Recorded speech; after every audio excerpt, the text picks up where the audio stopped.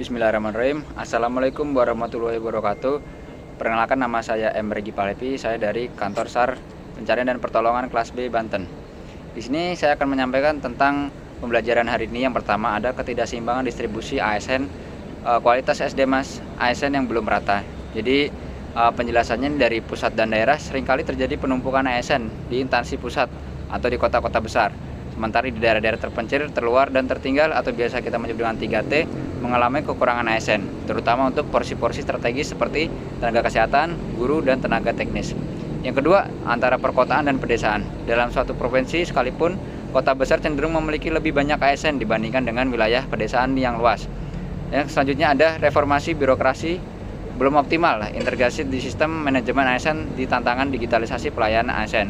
Jadi di sini menjelaskan tentang reformasi birokrasi adalah upaya sistematis untuk mewujudkan tata kelola pemerintahan yang baik atau biasa disebut dengan good governance, serta dengan karakteristik efektif, efisien, akuntabel, transparan, dan partisipatif. Di Indonesia, berbagai langkah telah diambil, mulai dari penataan kelembagaan, penyederhanaan, regulasi, hingga peningkatan kualitas SDM ASN. Namun, optimalisasi masih menjadi pekerjaan yang rumah. Beberapa faktor indikator tersebut, di antaranya ada beberapa nih rekan, yaitu tentang budaya. Jadi budaya kerja yang belum sepenuhnya berubah meskipun ada penekanan pada kinerja dan integritas. Masih banyak ASN yang terjebak dalam rutinitas dan enggan berinovasi. Malah mentalitas dilayani belum sepenuhnya bergeser menjadi melayani.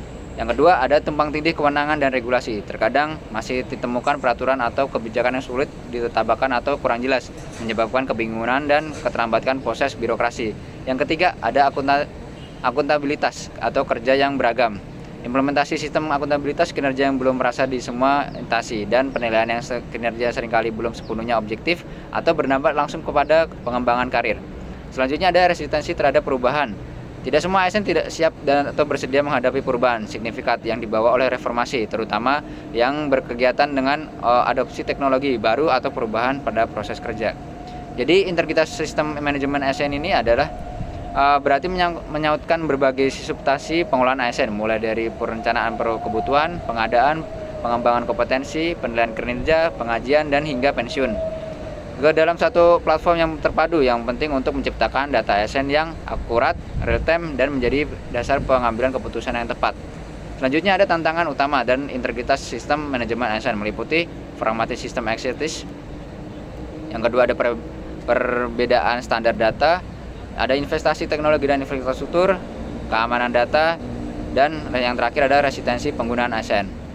Selanjutnya tadi membahas juga tentang think before posting, sharing before sharing.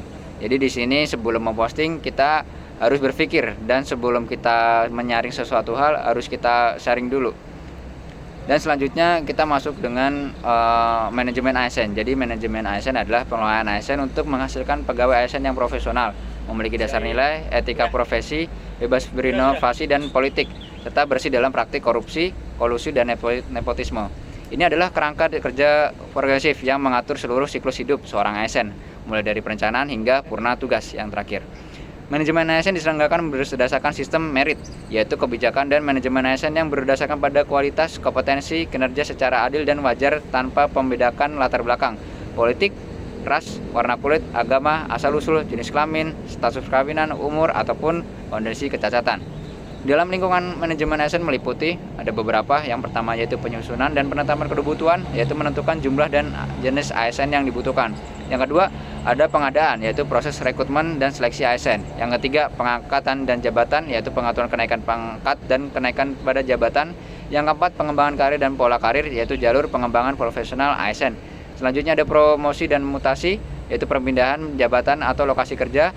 Lalu ada penilaian kinerja, yaitu evaluasi terhadap hasil kerja ASN. Selanjutnya pengajian dan tunjangan, yaitu pemberian hak finansial. Lalu ada penghargaan apresiasi atas kinerja yang baik. Lalu ada disiplin, yaitu penegakan aturan dan sanksi. Dan terakhir ada pemberhentian, yaitu proses pengakhiran status pegawaian. Jadi tujuan utama manajemen ASN adalah memastikan kesetiaan sumber daya aparatur sipil negara yang unggul, profesional, akuntabel, serta mampu memberikan pelayanan publik yang berkualitas.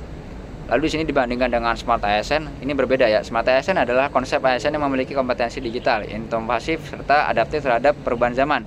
dengan profil yang berintegritas nasional, profesionalisme, dan berwawasan global, menguasai IT dan bahasa asing. Jiwa hospitality, berjiwa entrepreneurship, dan memiliki jaringan yang luas. Ini adalah visi untuk menciptakan ASN yang tidak hanya cakap dalam tugas-tugas administratif dan juga memiliki kemampuan dan melintas relevan dan keberkembangan era digital dan globalisasi. Berikut ada pilar utama Smart ASN, meliputi kompetensi digital atau literasi digital. Yang kedua ada inovasi dan kreatif. Ketiga ada adaptasi terhadap perubahan. Keempat ada berintegritas. Yang kelima ada nasionalisme tentunya. Yang keenam ada profesionalisme. Yang selanjutnya berwawasan global, menguasai IT dan bahasa asing. Berikut adalah sebutan-sebutan untuk seorang pilar utama Smart ASN. Sekian dari saya. Ada salah katanya saya mohon maaf. We are family, Afiknam Jagat Samagram. Wassalamualaikum warahmatullahi wabarakatuh.